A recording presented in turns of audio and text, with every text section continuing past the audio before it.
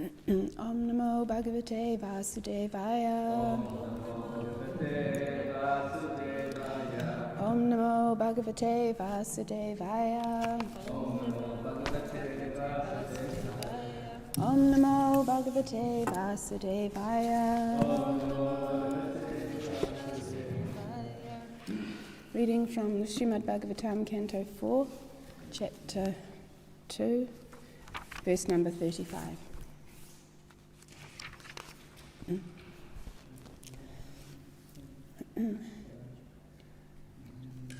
Aplutyava Britam Yatra Ganga Yamunayanvita Virajainatmana Sarve Svam Svam Dhamaya Yustata Aplutyava Britam Yatra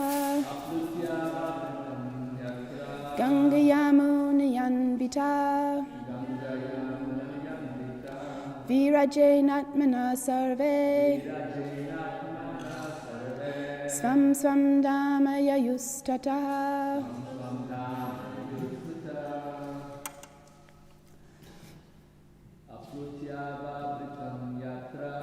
Aplutyava Britam Yatra Ganga Yamunayanvita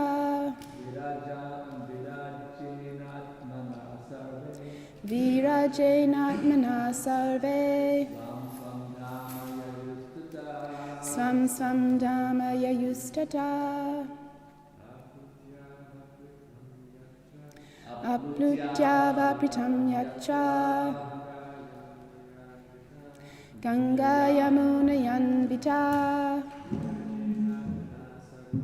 Virajainatmana Sarve Svam Svam Dhamaya Yustata.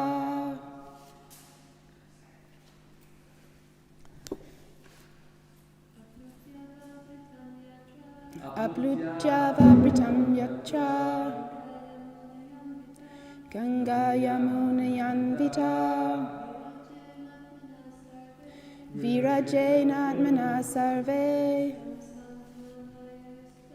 Svam Svam Dhamaya Yustata. Aplutya, taking a bath.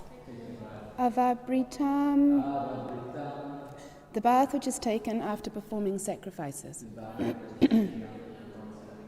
Yatra, where? Ganga, the river Ganges. Yamunaya, by the river Yamuna. Anvita, mixed. Virajena, without infection. Atmana, by the mind. Sarve, all. Svam Svam, their respective. Dham, abodes. Yayu, went. Tataha, from there. Translation and purport by His Divine Grace A.C. Bhaktivedanta Swami Srila Prabhupada. My dear Vidura, carrier of bows and arrows, all the demigods who were performing the sacrifice took their bath at the confluence of the Ganges and the Yamuna after completing the yajna performance. Such a bath is called Avabrita Snan. After thus becoming purified in heart, they departed for their respective abodes. Purport. After Lord Shiva and previously Daksha left the arena of sacrifice, the sacrifice was not stopped. The sages went on The sages went on for many years in order to satisfy the Supreme Lord. The sacrifice was not destroyed for want of Shiva and Daksha, and the sages went on with their activities. In other words, it may be assumed that if one does not worship the demigods, even up to Lord Shiva and Brahma, one can nevertheless satisfy the Supreme Personality of Godhead. This is also confirmed in Bhagavad Gita 7:20. Kamaistai hrita gyana prabhadyante nyadevata. Persons who are impelled by lust and desire go to the demigods to derive some material benefit. Bhagavad Gita uses the very specific words nasti buddhi, meaning persons who have lost their sense or intelligence. Only such persons care for demigods and want to derive material benefit from them. Of course, this does not mean that one should not show respect to the demigods, but there is no need to worship them. One who is honest may be faithful to the government, but he does not need to bribe the government servants. Bribery is illegal. One does not bribe a government servant, but that does not mean that one does not show him respect. Similarly, one who engages in the transcendental loving service of the Supreme Lord does not need to worship any demigod, nor does he have any tendency to show disrespect to the demigods. Elsewhere in Bhagavad Gita 9.23, it is stated, Ye pyanya devata bhakta yajante shraddhayan vitaha. The Lord says that anyone who worships the demigods is also worshipping him, but he is worshipping avidhi purvakam, which means without following the regulative principles. The regulative principle is to worship the Supreme Personality of Godhead. Worship of demigods may indirectly be worship of the Personality of Godhead, but it is not regulated. By worshipping the Supreme Lord, one automatically serves all the demigods because they are parts and parcels of the whole. If one supplies water to the root of a tree, all the parts of the tree, such as the leaves and branches, are automatically satisfied. And if one supplies food to the stomach, all the limbs of the body, the hands, legs, fingers, etc., are nourished. Thus, by worshipping the Supreme Personality of Godhead, one can satisfy all the demigods, but by worshipping all the demigods, one does not completely worship the Supreme Lord. Therefore, worship of the demigods is irregular, and it is disrespectful to the scriptural injunctions. In this age of Kali, it is practically impossible to perform the Devi Yajna or sacrifices to the demigods. As such, in this age, Srimad Bhagavatam recommends Sankirtan Yajna. Yagnai Sankirtana Praya Yajanti Hi Sume Dashaha. Bhagavatam 11.5.32. In this age, the intelligent person completes the performances of all kinds of yajnas simply by chanting Hare Krishna, Krishna Krishna, Hare Hare, Hare Rama, Rama Rama, Hare Hare. Tasmin tuste jagat tustaha. When Lord Vishnu is satisfied, all the demigods, who are parts and parcels of the Supreme Lord, are satisfied. Thus ends the Bhaktivedanta purports of the 4th canto, 2nd chapter of the Srimad Bhagavatam, entitled Daksha Curses Lord Shiva. Om Jnana Timirandasya Gnanangana Shalakaya Chakshurumilitam Yena Tasmai Shri Gurave Namaha. I was born in the darkest of ignorance, and my spiritual master is kindly opening my eyes with the torchlight of transcendental knowledge, and I offer my respectful obeisances unto him. Nama Om Vishnu Padaya Krishna Prestha Bhutale Srimati Mukunda Goswami Iti Namane Namaste Sarasvati Devi Gauravani Pacharane Nirvishesha Shunyavadi Paschatade Shatarame. So I was just saying to Achyuta Bhava that I've been wanting to find the exact reference of Chaitanya Mahaprabhu in the Srimad Bhagavatam. So it is 11.5.32, which we'll read. So here Srila Prabhupada is talking about the demigod worship, and it's interesting how he directly refers demigod worship to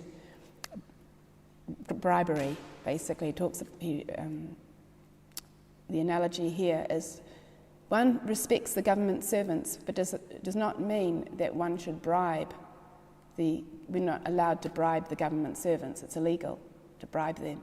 So he's saying that worshipping demigods is like a bribery, and it's not regular. So it is interesting because, especially coming from a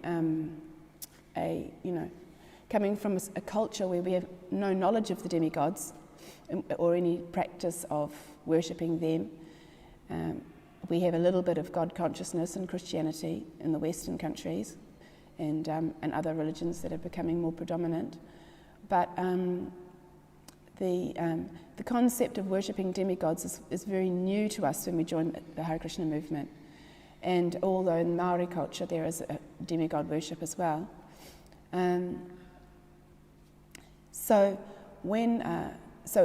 It's almost like we're learning the whole picture, and at the same time we're understanding that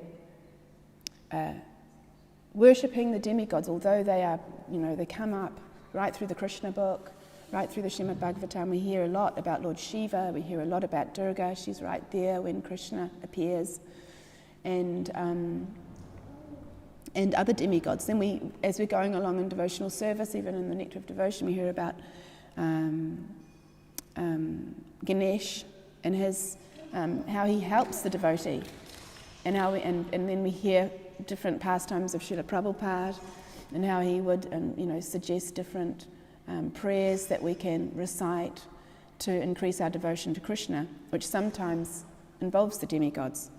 So where exactly are the demigods positioned for a devotee who's coming into knowledge, into transcendence, into this information? How do we understand the position of the demigods? So here Prabhupada's giving very clear understanding that the demigods must first of all not be disrespected. So they exist very much. They're present in this material world, and they have different processes that you can approach them and ask for something. And as we hear throughout the Krishna book, we hear all the personalities who do worship specifically Lord Shiva, because Lord Shiva, and of course this area of the Bhagavatam is about Lord Shiva, and we understand that he is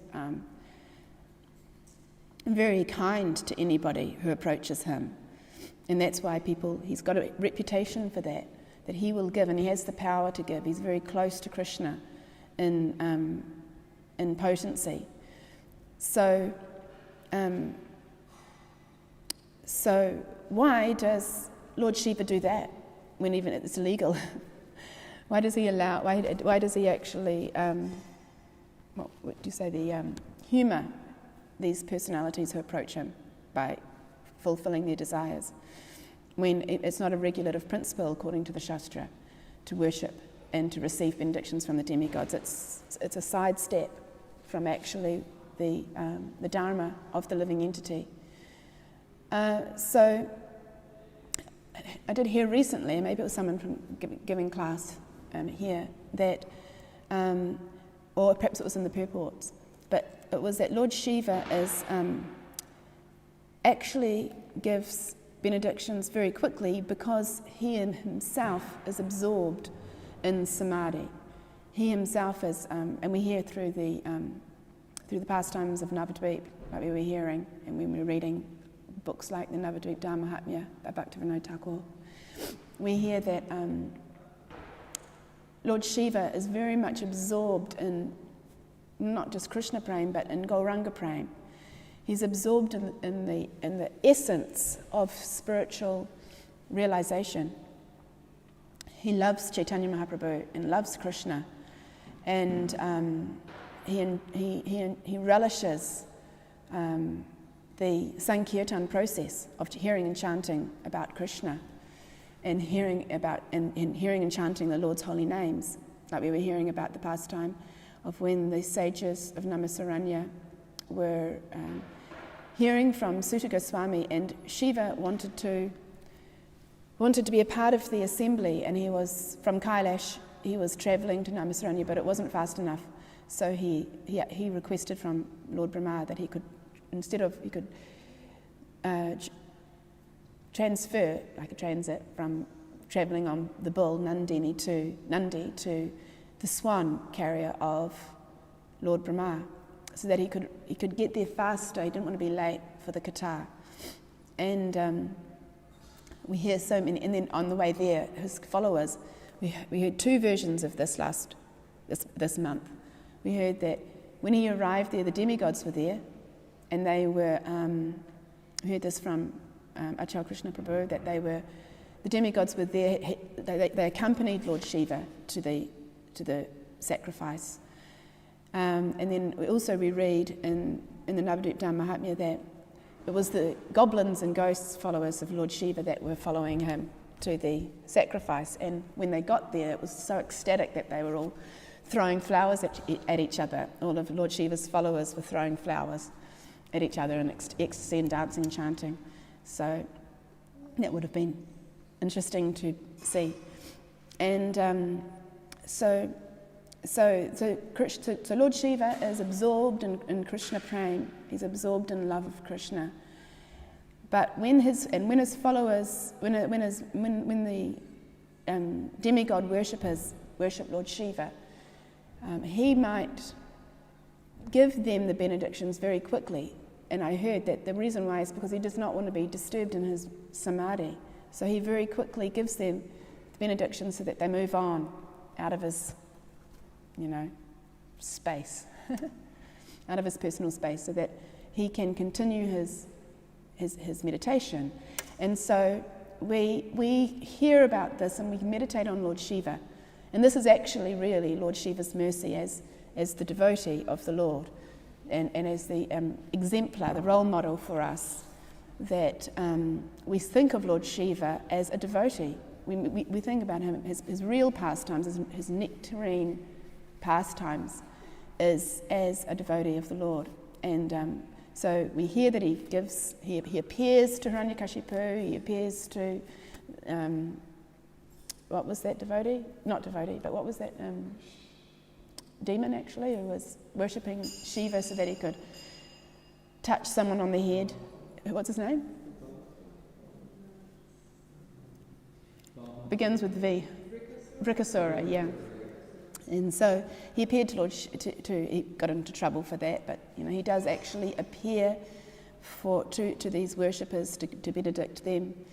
And then, but in actual fact, when we hear of concentrated activity of Lord Shiva, it's in ecstatic devotional service to the Lord. So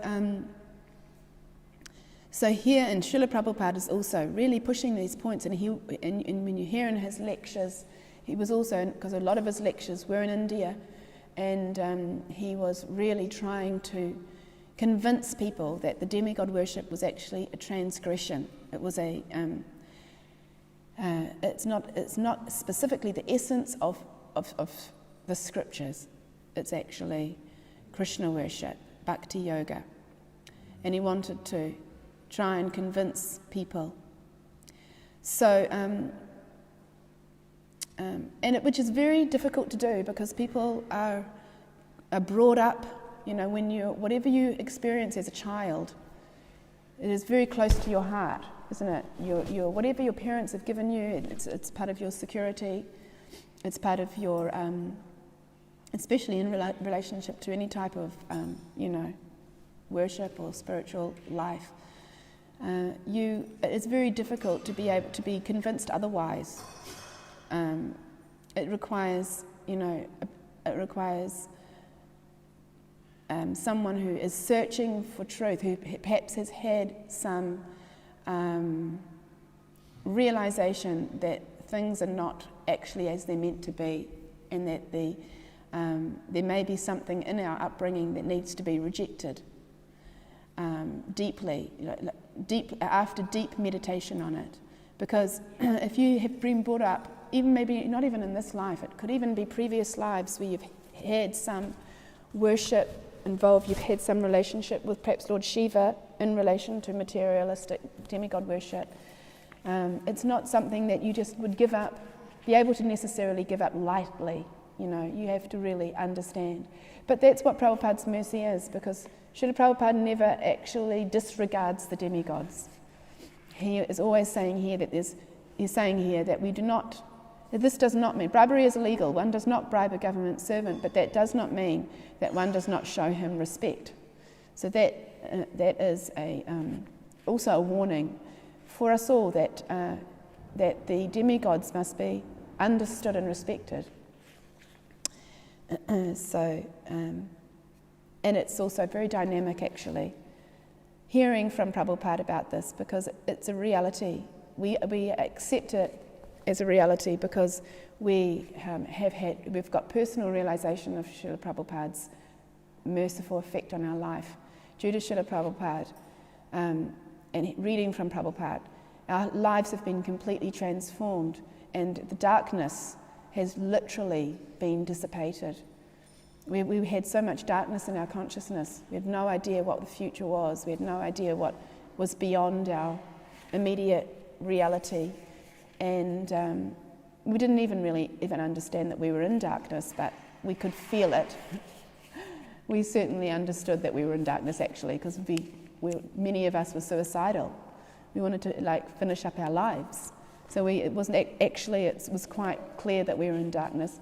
So Prabhupada has given us very clearly light and direction and truth, honest truth. And so therefore, when we hear further on that how to treat the demigods, and when we hear like that, we understand that they're real, that they exist very much, that they're present, and specifically also around the temples. Sometimes we feel that the atmosphere is incredibly auspicious, and perhaps the demigods, although we also heard from Prabhupada that the demigods don't actually come to this planet nowadays due to the fact that it's largely inauspicious. But nevertheless, we've also heard past times that, especially when Prabhupada was on the planet, that the demigods did actually come. And Narada Muni once came to one of Srila Prabhupada's lectures, and he was laughing, apparently, because of everybody's style of dancing. When Prabhupada's disciples asked him what Narada Muni was doing, he said he was laughing at their dancing. And sometimes, so, and if you watch some of the videos of the early days, the enthusiasm of the devotees dancing is really funny. Samukhi sent me one just recently. If anyone wants, I can forward it to you. So, this is a very dynamic and interesting movement, and in the purport here, it's explained that in this age of Kali, it is practically impossible to perform the Deva Yajna, or sacrifices to the demigods. Yeah, that's the other thing too, that, the type of demigod worship that we do is quite really very pathetic, or any type of worship that we do out of ignorance. But as such, in this age, the Srimad Bhagavatam recommends the Sankirtan Yajna, Yagnai Sankirtana Praya Yajantihi Sumedasha Bhagavatam, 11.5.32. So we'll read this because in here is a nice photograph of the worship of the worship in Yuvashan of Gaunitai. I don't know whose it belongs to. If it belongs to anybody, it's here in Canto 11.